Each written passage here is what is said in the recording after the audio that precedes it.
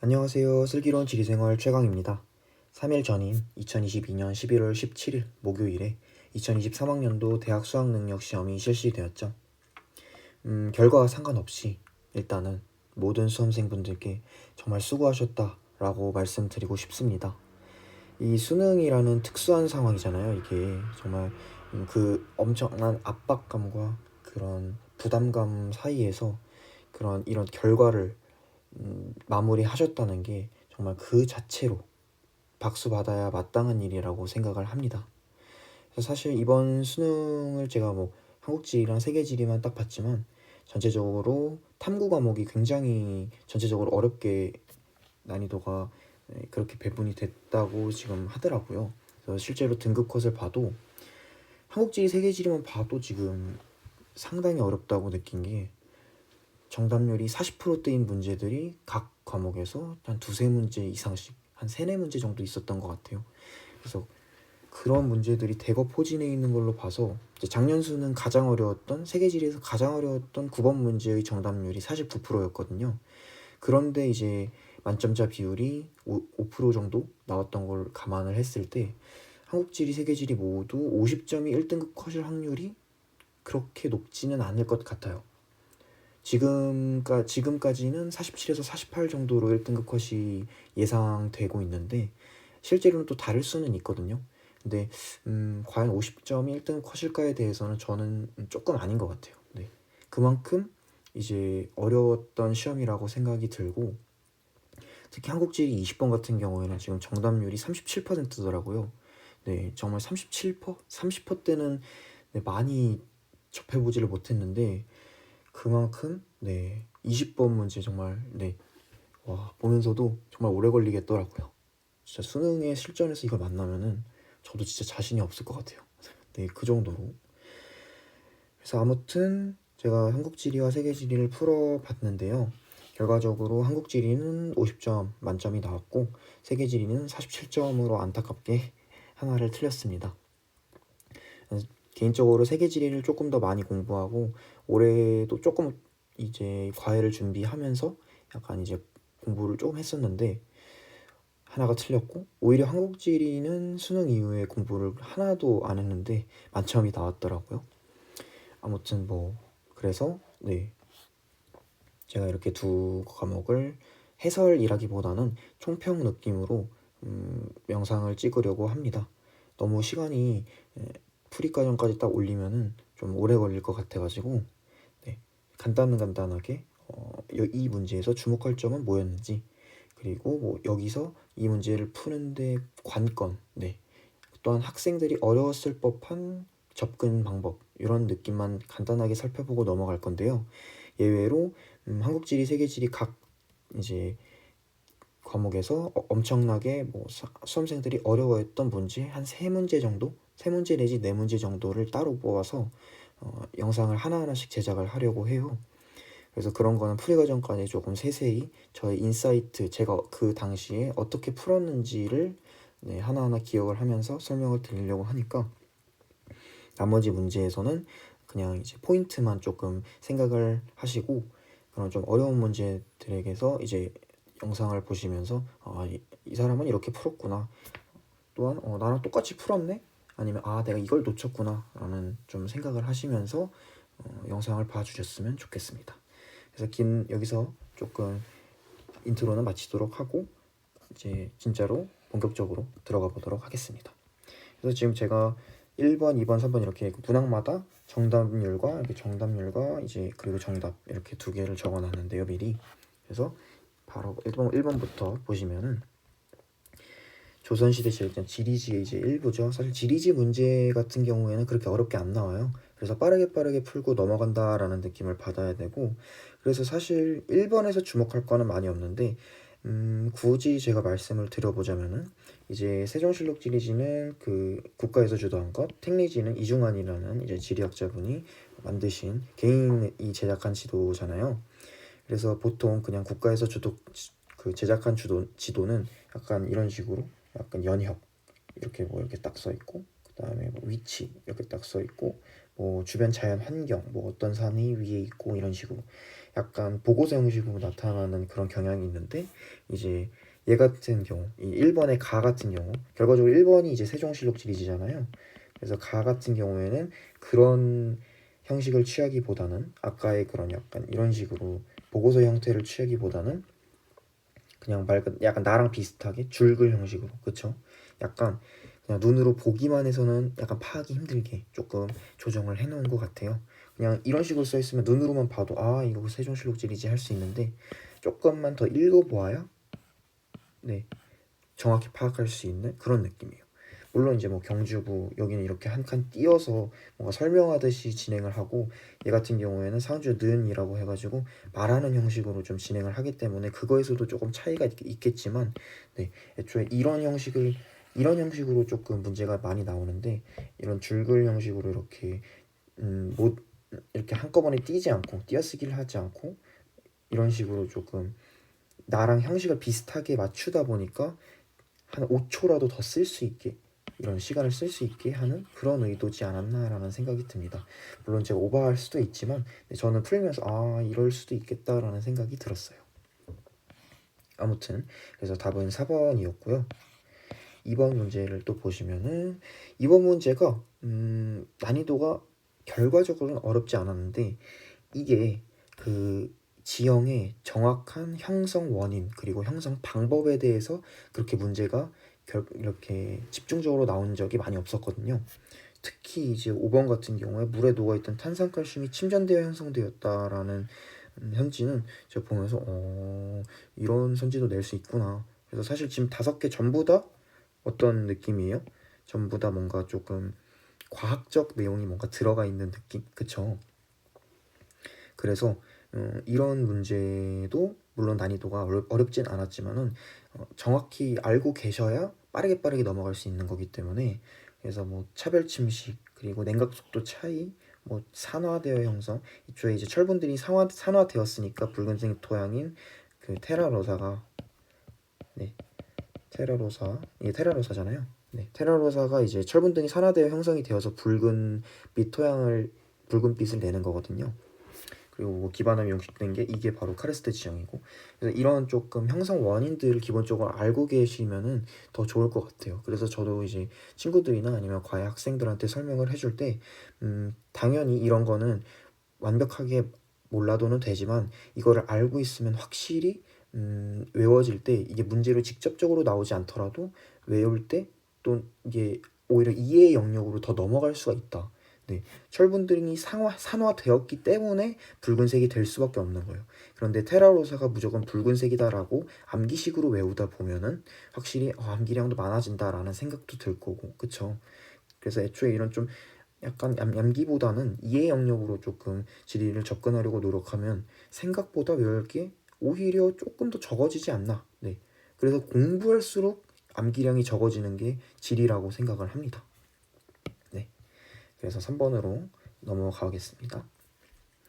뭐 이거 같은 경우에는 엄청 쉬웠죠. 그쵸? 주상절리니까 당연히 이제 현무암이고 뭐 울산바위 돌산이잖아요. 돌산이니까 화강암, 관이밤. 그쵸? 그래서 바로 C와 B를 고를 수 있었고 4번 같은 경우는 뭐 정답률이 97%인 만큼 다 이제 여름에 대한 설명인데 얘만 이제 겨울에 대한 설명인 거죠. 그래서 사실 가와 나를 모르더라도 그쵸? 물론 모르면 절대 안 되지만 만에 하나 모르더라도 하나의 이제 성격이 다 다르잖아요. 습도가 높고 고도가 높고 대륙성 강수 발생하고 열대적 기압 통과 횟수가 많고 전부 여름에 대한 설명인데 3번만 뭔가 한파의 발생 횟수 약간 성격이 다르죠. 그래서 이런 식으로 파악할 수도 있긴 합니다만 애초에 가와 나를 파악하지 못한 분은 없으셨을 거라 생각을 합니다. 네, 5번 보겠습니다. 이제 5번이 이제 전형적인 지형 관련 문제죠. 그래서 이제 구화도 같은 경우 그리고 네 여기 자체가 일단 자유공유하천과 감입공유하천이잖아요. 이게 감입공유하천이고 이게 자유공유하천.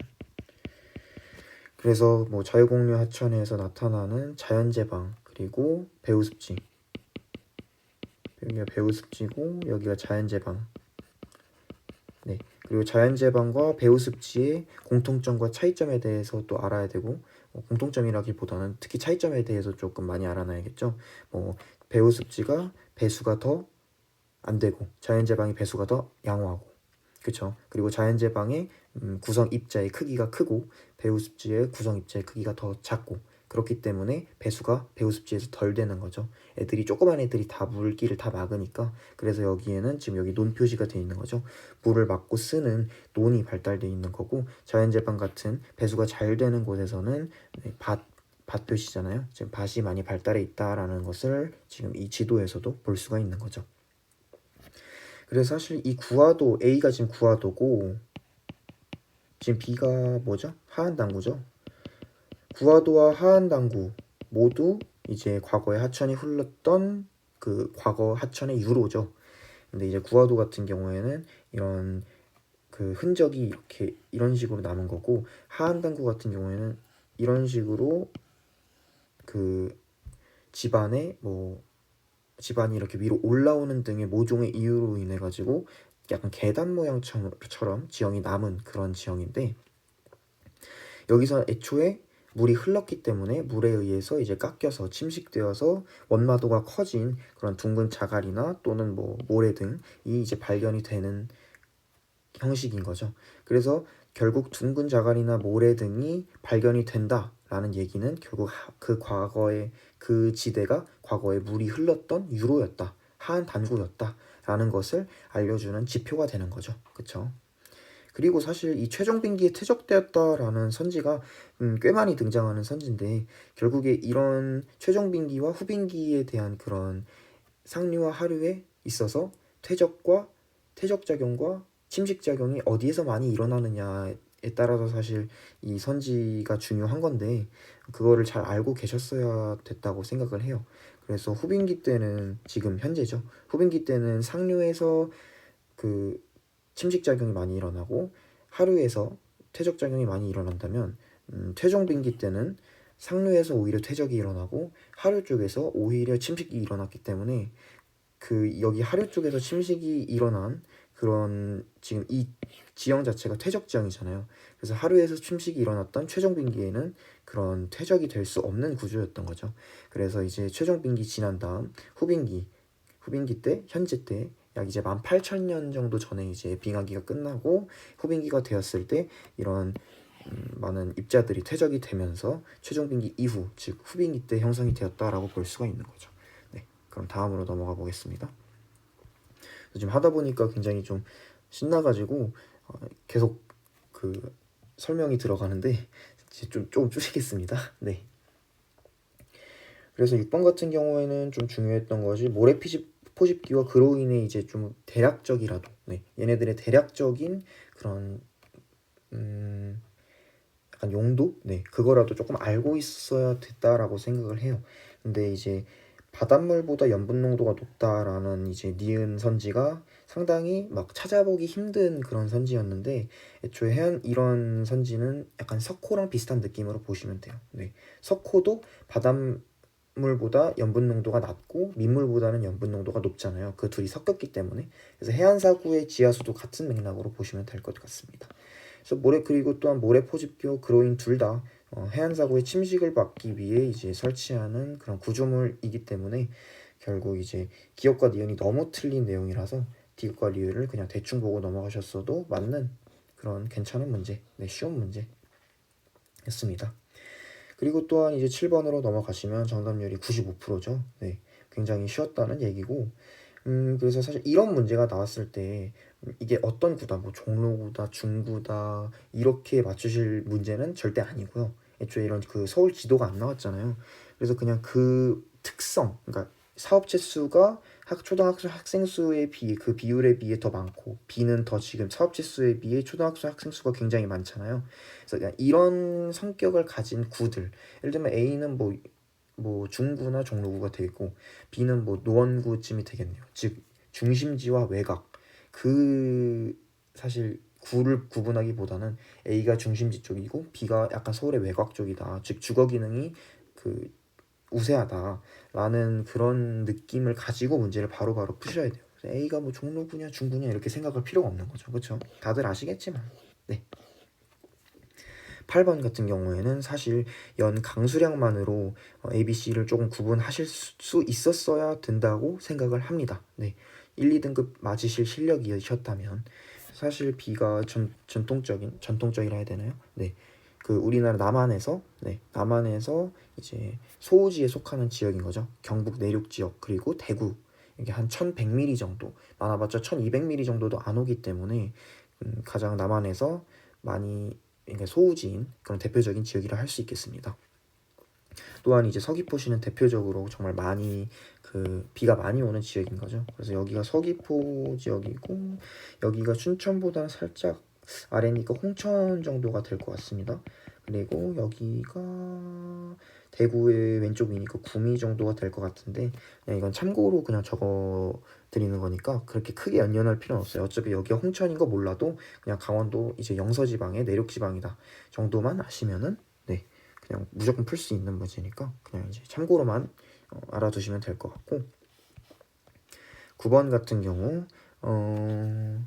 가장 이제 첫 단원에 나오는 이제 그런 내용이죠. 그래서 그 여기서 사실 조금 이제 헷갈리시는 건 사실 아니고 중요한 부분인 거죠. 그래서 이게 영해와 베타적 경제 수역의 범위가 어디까지냐 이게 조금 관건이었었던 것 같아요. 그래서 조금만 설명을 해드리자면 생각보다 조금 잘못 알고 계시는 친구들이 많더라고요. 그래서 사실 이렇게 보면은 이제 12LE까지 최저 조위선으로부터 12LE까지가 0이잖아요. 그러니까 여기가 이제 0이고 이제 베타적 경제수요. 이제 여기죠.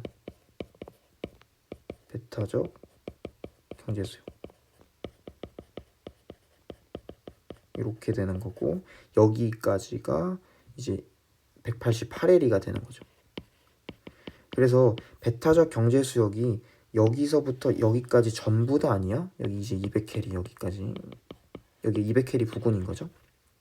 여기가 12LE 부근인 거고 그래서 그러니까 베타적 경제 수역이 영해를 포함하는 거 아니야? 그러니까 베타적 경제 수역이 0부터 200캐리까지고 그 안에 12LE 여기까지가 영해 아니야? 라고 생각하시는 분들이 생각보다 조금 있는 것 같아요. 그런데 영해는 영해고 영해의 끝부분부터 이제 그 200캐리까지 그러니까 끝부분부터 188LE 플러스 된 거죠. 그래서 결과적으로 베타적 경제 수역의 만의 수역은 188L이고요. 12L부터 200캐리까지니까 188L인 거죠. 네. 그래서 결과적으로는 제가 말씀드리고 싶은 건 영해는 베타적 경제 수역이 아니다라는 거를 조금 알아두셨으면 좋겠습니다. 베타적 경제 수역에서 물론 우선 독점권 거기서 뭐 어떤 자원이 나든 아니면 뭐 물고기 이런 거 있잖아요. 그런 것들에 대한 독점권을 갖긴 하지만 영해가 더 그런 기준이 좀 더 빡세죠. 그러니까 우리나라에서 맘대로 할 수 있는 정도가 영해보다 베타적 경제 수역이 낮은 거죠. 아무튼 그래서 좀 설명을 간단하게 드렸고요. 네. 그래서 이것만 조금 알아두셨으면 좋을 것 같고 10번으로 넘어가겠습니다. 이제 60% 정도의 정답률이었는데 이 정도면은 기본적으로 어렵긴 어려웠다. 네, 완전 킬러급은 아니지만 상당히 사람들이 멈칫멈칫했을 가능성이 크다. 이런 문제 정도였었던 것 같고 애초에 다가 석유라고 빠르게 구하시고 이제 2020년 기준으로 탄소가 아니라 석탄이 가장 이제 많은 비율을 차지를 하잖아요. 그래서 가가 바로 석탄이라는 거를 조금 인지를 하셨다면 그리고 이제 1990년부터 2020년 때 가장 많이 상승한 그런 상승률을 보이는 라가 바로 천연가스 이런 식으로 문제를 푸셨다면 나머지는 조금 괜찮았었던 문제였었던 것 같습니다. 네, 선지 자체에서 헷갈리는 것들은 크게 없는 것 같아요. 네, 그렇습니다. 그런 느낌으로 넘어가시면 되는 거고 11번 같은 경우에는 이게 이제 2023학년도 6평에서 한국지리 문제 당연히 새로운 신유형으로 조금 새로운 신유형이라니까 조금 중복되네요. 어쨌든 신유형으로 등장한 5번인가 아마 6번인가 좀 초반 부분에서 나왔던 문제랑 조금 비슷한 것 같습니다. OX 문제. 근데 문제 자체가 당연히 어려운 건 아니었어요. 그때도 굉장히 쉬웠고 이번에도 네, 어렵지 않았어요. 그래서 뭐 사실 항만 있는 부산, 그렇죠? 지하철역이 있는 이제 곳이 서울을 포함한 수도권이 있고요. 그 다음에 울산광역시를 제외한 모든 광역시에 있습니다. 그래서 대구도 당연히 지하철역이 있죠. 이런 식으로 문제를 풀어가시다 보면은 11번도 생각보다 쉽게 풀리는 문제였다. 어렵게 풀리진 않았다. 그래서 82%라는 괜찮은 정답률을 보이고 있죠. 그리고 12번을 가겠습니다. 그래서 여기서 조금 주목해야 될 점은 소비자 서비스업이 무엇인지 그리고 생산자 서비스업이 무엇인지에 대해서인데요. 소비자 서비스업은 말 그대로 소비자를 위한 서비스예요. 그러니까 기업에서 말한 것처럼 개인을 위한 서비스인 거죠. 그러니까 주요 고객이 개인인 거예요. 그런데 생산자 서비스업은 생산자를 위한 서비스예요. 그래서 사실 자칫하면은 오히려 생산자는 이런 좀 기초적인 생산을 담당하는 거니까 소비자 서비스업이 좀 더 고차원적인 서비스업이지 않을까라는 생각을 하시는 분들이 계실 것 같은데 오히려 그게 아니라 생산자는 개인이 아니라 더 큰 업체 또는 그런 뭐라 그러지 기업 네 그런 사람들을 그런 주체들을 그런 경제 주체들을 위해서 서비스업을 하는 그런 서비스업이 생산자 서비스업이기 때문에 오히려 개인을 그런 주요 타겟으로 한 소비자 서비스업보다 어떻게 보면 좀 더 전문화되고 더 대량 생산 또는 어떻게 보면 좀 더 더 나은 서비스, 더 규모가 큰 서비스를 제공을 하기 때문에 결과적으로는 생산자 서비스업이 조금 더 고차원적인 서비스업이라고 말할 수 있을 것 같아요. 그래서 사실 소비자 서비스업의 총 사업체 수가 당연히 많아요. 왜냐하면 그 인구가 더 많잖아요. 네. 근데 생산자 서비스업이 조금 더 고차원적이고 더 전문적이다라는 점에 대해서 좀 유념해 주셨으면 좋겠습니다. 이제 13번이죠. 상당히 까다로웠던 문제입니다. 그래서 이게 사실은 저 같은 경우에는 영남권과 충청권과 호남권에 이제 좀 상위 도시를 애초에 조금 암기를 좀 하고 있으셨어야 할 것 같아요. 네. 그래서 저는 그냥 그 비율로 따져가지고 풀었거든요. 뭐 예를 들면은 뭐 부산과 대구가 이제 영남권 1, 2위 도시잖아요. 그래서 그 도시가는 이제 부산이 한 340만 명 정도 되고 대구가 한 250만 명 정도 되니까 그래서 1위와 2위의 그런 이제 비율이 두 배가 채 차이가 안 나는 거죠. 그래서 일단 가는 영남권이 아니다라고 생각을 했고 왜냐면 이제 두 배 이상의 차이가 나니까. 얘도 거의 두 배 이상 차이 나고 얘 같은 경우엔 두 배 이상이 차이가 안 나죠. 그래서 나와 다가 영남권일 것이다 라고 생각을 했는데 이제 이 충남권이 아니라 충청권의 2위와 3위 도시가 거의 비슷하거든요. 이게 이제 청주랑 천안 이렇게 두 도시가 충청도의 2위와 3위 도시인데요. 이게 각각 청주가 한 80만에서 85만 정도 되고 천안이 60만 정도가 되기 때문에 상당히 비슷한 그런 인구수를 보여줍니다. 그래서 2위와 3위 도시의 격차가 많이 없는 네. 둘 다 정말 두 배 이상의 차이가 나는데 다는 거의 비슷한 이제 양상을 보이죠. 2위와 3위 도시가. 그래서 다를 바로 충청권이라고 생각을 했었고 그리고 남은 나가 아까 방금 말씀드렸듯이 나 또는 다가 영남권인데 다가 이미 충청권이니까 그럼 남은 나가 영남권이겠구나 라고 생각을 했습니다. 그 다음에 마지막으로 남은 호남권 이게 이제 가가 되는 거죠. 그런 식으로 제가 조금 문제를 풀었습니다. 사실 이런 문제는 조금 짬이라고 해야 되나요? 약간 센스가 조금 필요할 것 같습니다. 일단 기본적으로 인구수 상위 도시의 이름과 대략적인 인구수는 당연히 알고 있어야 되는 건데 그걸 알고 있어도 사실 이게 그 퍼센트 비율이기 때문에 상당히 까다롭거든요. 그래서 그걸 알고 계셨더라도 여기서 당황하셔서 틀리거나 아니면 많이 헤매셨을 가능성이 클 것 같아요. 그래서 이 13번은 제가 설명을 드릴 거예요. 그 좀 완전 조금 영상 따로 이제 제작을 해서 13번, 16번, 20번 한국지리에서는 이렇게 세 개를 설명을 드릴 겁니다. 그래서 여기서는 좀 간단하게만 딱 하고 넘어가고 14번을 이제 보겠습니다. 14번 같은 경우에는 상당히 쉬웠죠. 네, 양산. 여기 양산이고요. 여기가 이제 산청이죠. 여기도 사실 양산인지 산청인지는 몰라도 되는 부분인데 그냥 참고로 설명을 드린 거고 네, 여기 이스터 에그인데 여기 어디죠? 네, 김해. 그쵸? 네, 네, 네. 그냥 의미 없이 써봤습니다. 누구는 알아볼 거라 생각을 합니다. 아무튼 그래서 뭐 양산이 지금 양산과 김해가 대표적인 부산의 그런 위성 도시잖아요. 산청은 우리가 이제 대표적으로 좀 촌락 지역을 나올 때 대표적으로 좀 산청이 많이 나오는 것 같아요. 특히 그 경상남도 지방에서는. 그래서 뭐 인구, 경제 면적, 제조업 사업체 수 비교하시면은 바로 5번이 나올 거라고 생각을 합니다. 그다음 15번 같은 경우에는 지금 이게 산업, 공업 지금 관련 부분이잖아요. 이게 또 어렵게 나오면 상당히 어렵게 나올 수 있는데 지금 표가 이렇게 뭐 딱 보면 굉장히 어려워 보이는 표지만 겁을 먹고 들어갔는데 들여다보니까 상당히 쉽더라고요. 그쵸? 그래서 지금 이게 원래 이런 단원 나오면은 공업 단원 나오면은 이게 76%라는 그런 정답률이 나오기가 쉽지 않은데 이게 생각보다 쉽게 냈었던 것 같습니다. 오히려 다른 단원에서 힘을 줘서 이 단원에서는 조금 힘을 뺀 것 같다라는 느낌이 들었어요. 그래서 사실 일단은 이 첫 번째 표는 나중에 이런 선지를 보실 때 좀 쓰셔야 하고 이 추라에게 도시 시도별 비율 요거를 통해서 가나다를 판단을 하셨어야 돼요. 그래서 경기가 50% 이상이다? 당연히 뭐겠어요? 당연히 전자죠. 그리고 울산, 전남, 충남 하면은 당연히 뭐겠어요? 석유죠. 뭐 전남 하면 여수, 그쵸? 네, 우리 네,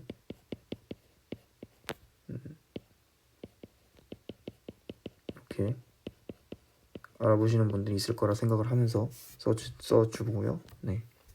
그다음에 충남에 뭐죠? 서산, 그쵸? 이제 석유 3대장 있잖아요. 또한 나가 바로 남은 것이 자동차가 되겠죠. 그래서 뭐 경기에는 뭐 예를 들어서 평택 이런 도시들, 울산은 당연히 자동차 유명하고요. 그다음 충남의 아산, 그쵸? 소나타랑 아반떼 같은 거 이제 거기서 만든다고 하더라고요. 그래서 상당히 쉬웠죠. 네, 그래서 이제 이 첫 번째 표 보시면서 이렇게 선지 풀어 나가시면 되는 문제였고 16번 같은 경우도 제가 이제 영상 따로 13번, 16번, 20번 말씀드렸지만 그렇게 3개를 한국지리에서는 따로 영상으로 제작할 예정입니다. 그래서 여기서는 크게 이제 엄청 복잡하게는 말씀 안 드리고 가장 수험생들이 헷갈려 했을 부분이 바로 여기라고 생각합니다. 화성. 그래서 이제 남양주고 네, 오늘 파란색으로 한번 해볼까요? 너무 빨간색으로 한 것 같아서 네. 남양주였고요. 여기가 성남이죠. 그 다음에 여기가 화성. 그리고 여기가 안성이네요.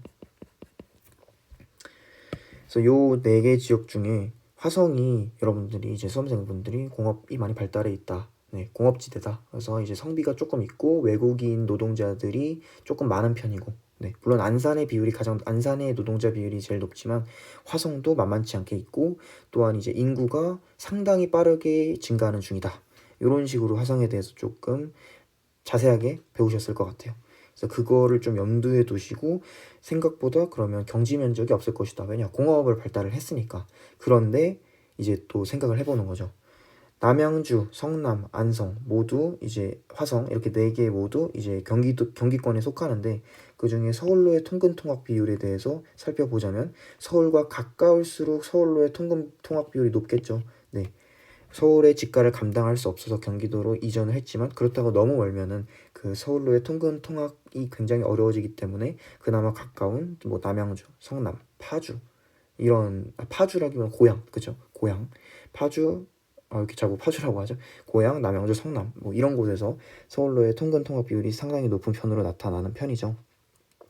그에 반해 화성 같은 경우에는 이미 일단 서울과 거리가 멀기도 하고 공업지대이기 때문에 다 그쪽에서 이제 일하는 사람들이 그냥 화성에서 거주하는 느낌이기 때문에 서울로의 통근 통학 비율이 낮은 편입니다.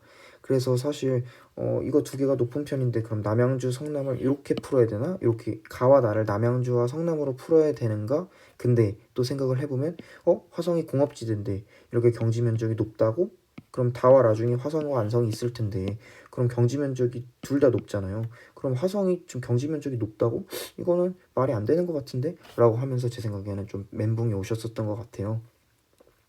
그런데 또 생각을 해보면은 화성 자체가 면적이 상당히 크죠. 그리고 이 상당한 면적을 모두 공업지대가 채우고 있진 않겠죠. 라는 합리적 추측을 해봐야 됩니다. 그래서 문제가 이렇게 상당히 흥미롭게 나왔었던 것 같습니다. 그리고 또한 남양주와 성남의 가와 나를 비교하는 것도 두 번째 관건이었었던 것 같아요. 그래서 남양주와 성남을 좀 더 비교를 하자면은 사실 성남에는 기본적으로 좀 신도시이기 때문에 거기에 거주하면서 거기에 일자리를 찾는 그런 분들도 많이 계세요. 그래서 남양주보다는 서울로의 통근 통학 비율이 조금 낮은 편이다라고 할 것 같고 말씀드릴 수 있을 것 같고요. 그 다음에 또 결정적으로 제가 남양주를 가라고 생각을 했던 이유가 제가 이제 서울에서 다른 지역 출신이거든요. 제가 이제 강원도 출신이기 때문에 여기서 열차를 타고 이렇게 오다 보면은 남양주를 지나게 되는데 또한 뭐 고속도로를 타면서 열차도 아니더라도 그러면 남양주에 보통 비닐하우스나 이런 비닐하우스가 아니고 노지 재배라도 굉장히 뭐라 그래야 될까 그런 생각보다 주중에는 조금 놔두고 주말에 와서 이제 작물들 보살피고 이런 겸업 농가들이 생각보다 많아요. 그런 비닐하우스가 생각보다 많이 보이고 그래서 남양주 굉장히 조금 발전하고 있는 도시고 아파트도 굉장히 많은데 또 그런 풍경들을 생각을 하면서 그러면은 경지 면적이 어느 정도 있겠구나. 애초에 이제 경기도의 그런 그 비율이 애초에 경기도가 면적이 크기도 하고 그런 재배 비율이 채소나 아니면은 겸업 농가의 비율이 경기가 높은 편이잖아요. 그래서 그런 걸로 미루어 봤을 때 남양주가 전형적인 그런 경업 농가의 주 활동지다. 뭐 이렇게 말씀드릴 수 있을 것 같아요. 그래서 가를 남양주로 했습니다. 이런 식으로 보셔야 했었을 것 같아요. 그래서 16번 문제 정답률 43%. 네, 굉장히 어려웠었던 문제입니다. 그래서 저처럼 이렇게 조금 집에서 푸시는 분들은 그냥 잠깐 당황했다가도 바로바로 넘기면서 풀 수 있는데 진짜 수능에서는 그 압박감 때문에 3분은 그냥 지나가거든요. 그래서 그거 조금 정말 주의해 주셨으면 좋겠어요. 17번의 경우에는 가나다의 경우 여기 A 같은 경우에는 어떤 지역이죠? 네, 화천이고요. 파란색으로 써볼게요. 또 그다음 B 같은 경우에는 뭐죠? 세종. 그리고 C 같은 경우에 거제가 되겠네요. 그래서 얘네 셋의 뭐라 그래야 될까 고유한 특징을 조금 생각을 하면서 접근을 하셔야죠. 20대가 크다. 네, 어떤 지역인지 아시겠죠? 20대의 성비가 크다는 얘기는 그 접경지대라서 군인이 많은 그쵸? 하천이 속하게 되겠고 나 같은 경우에는 전체적인 성비가 일단 100을 상회하는 그런 느낌입니다. 특히 20대 초반 중반의 사람들이 성비가 상당히 높은 편이고요. 그 다음에 다 같은 경우는 유소년의 비율이 상당히 높아요. 지금 여 같은 경우에는 특히 가 같은 경우에는 4%도 안 되고 나 같은 경우에는 5에서 9세가 한 7% 정도 되지만 이제 나 같은 경우에는 유소년 비율이 상당히 높은 편이죠.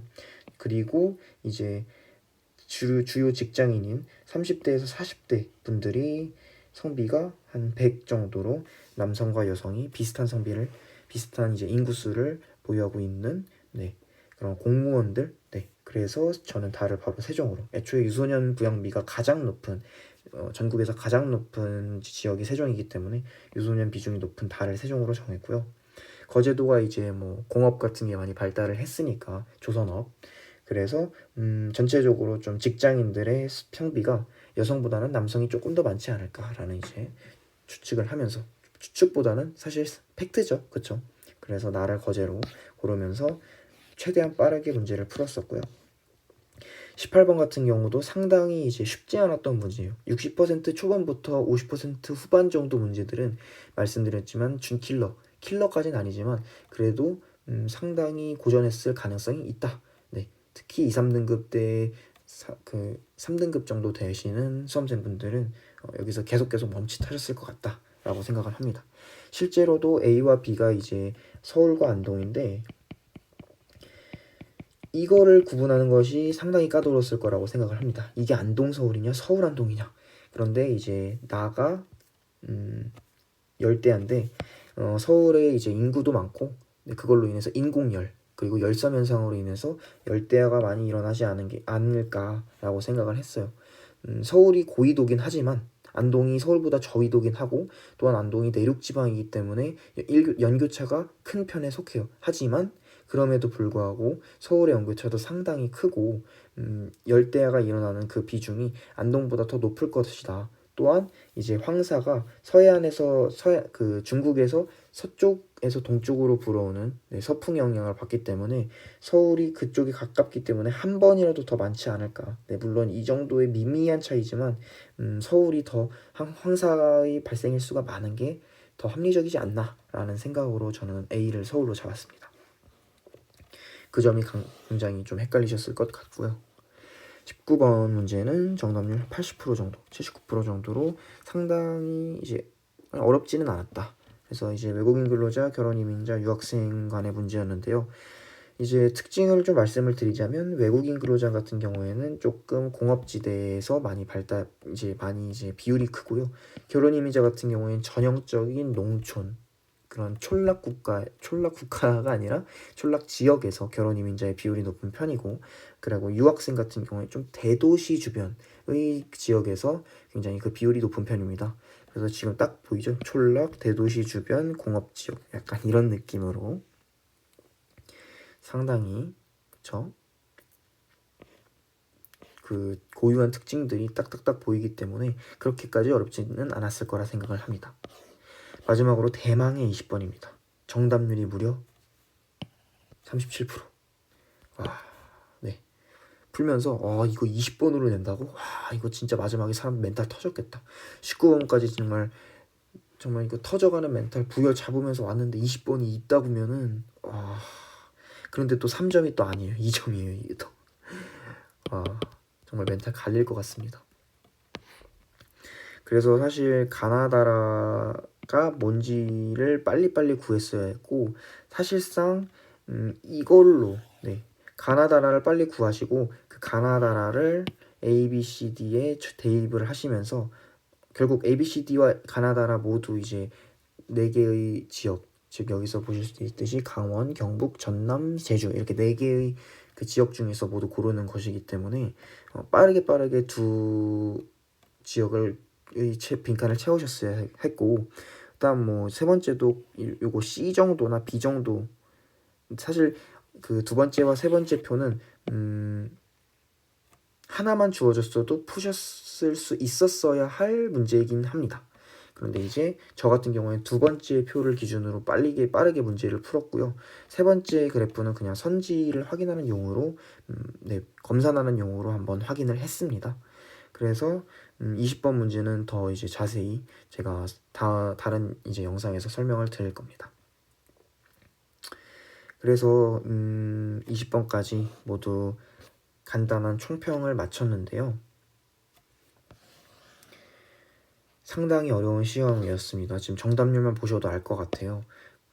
한지, 세지 난이도 둘을 객관적으로 비교해봤을 때 저는 물론 세지를 더 많이 공부했기 때문에 그렇다고 느낄지는 모르겠지만 16번 같은 경우도 그렇고 20번 같은 경우도 그렇고 상당히 시간이 오래 걸렸거든요. 그래서 저는 집에서 푸는데도 27분, 28분 정도가 걸렸습니다. 물론 이제 가채점표 쓴다는 시간까지 다 합쳤을 때의 경우긴 합니다만, 그래서 대부분의 수험생들이 이런 타임어택이 이렇게 질의가 큰 과목이 아니다 보니까 그래서 그거에 대한 부담은 조금 적었을 것 같은데 여기서 아마 통수를 맞지 않았을까. 그래서 생각보다 20번을 풀 시간이 그렇게 많지는 않았. 그러니까 상당히 시간이 촉박하지 않았을까라는 생각이 듭니다.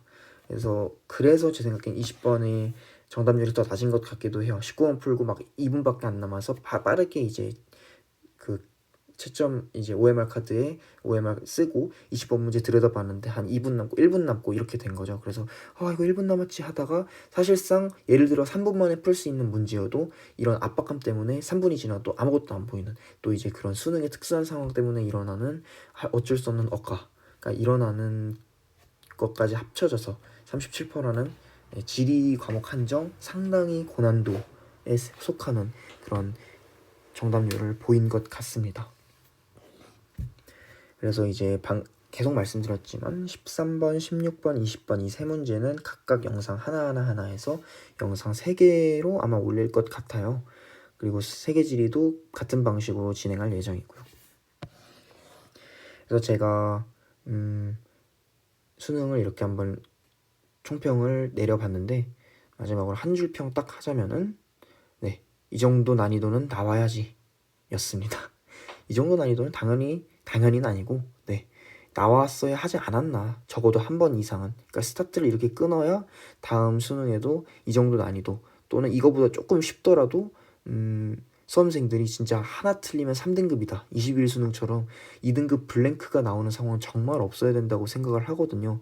진짜 당연히 다 맞을 실력인데 수능에서 하나 실수했더니 갑자기 완전 100분이 98 예상했던 시험에서 84, 85 이렇게 맞는 정말 이거는 억가라고도 할 수 없는 정말 세상이 와 제가 그런 억가를 당한다는 저는 정말 상상도 못 하겠거든요.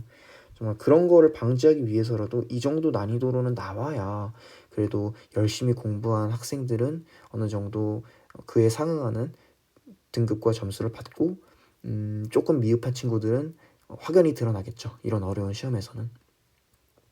그래서 이제 세계지리도 이제 찍을 거긴 합니다만 그래서 한국지리는 여기서 이렇게 마치도록 하겠고요. 또 다른 질문이나 뭐 어려웠던 부분은 저는 이런 부분이었다. 이렇게 어떻게 생각하시냐 뭐 이런 질문도 괜찮고요. 어차피 뭐 많은 분들이 보실 거라 생각은 안 하지만 제가 결국에는 그냥 개인 만족도를 높이기 위해서 업로드를 하는 거기 때문에 만약에 보시는 분들이라면 정말 성심성의껏 대답을 해드릴 테니까 부담 갖지 말고 질문을 해주셨으면 좋겠습니다. 그래서 그러면 사회탐구 한국지리 2023학년도 대학 수학능력 시험 총평은 이렇게 마무리하도록 하겠고요. 저는 고난도 개별 문항 영상 그리고 세계지리의 총평 영상으로 돌아오도록 하겠습니다. 그러면 여기까지 하겠습니다. 감사합니다. 안녕.